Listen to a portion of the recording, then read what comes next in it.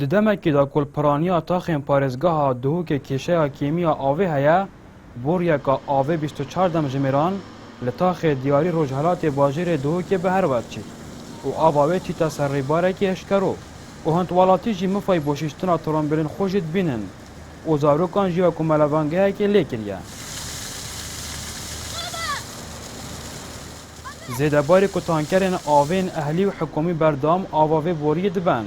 Welatî jî dibêjin, eger ava vê boriyê bo malan bêta bikarînan, kêşeya avêya taxekî di çareser ket.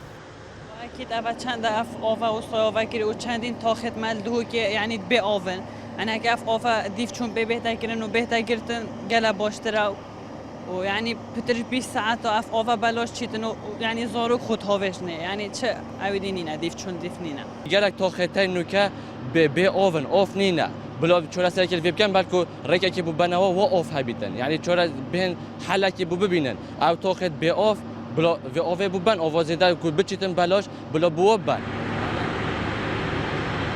Welatiyekê dî jî dibêjît zerer û ziyan bi ew xaniyên derdorên vê boriya avê dikevin. Ji ber ku berdam zarok ser vê boriya avê ne û nearamiyê bi wan peyda dikin. Zêdebarî cadeyên wan bûne teqin ji ber vê boriya avê.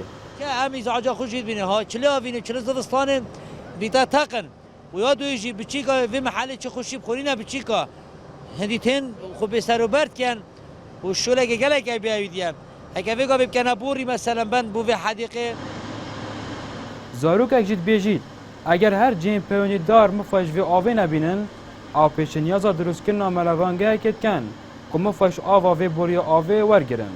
بس با خر آف زعد بید خر چی تقریباری مدوید حکمت بومه بکده مذبح هگان تشتگه فایده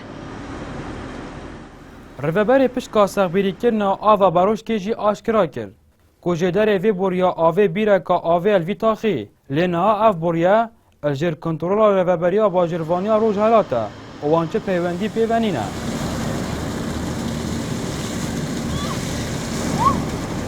Bêwarhilmiyên Artî Duhok.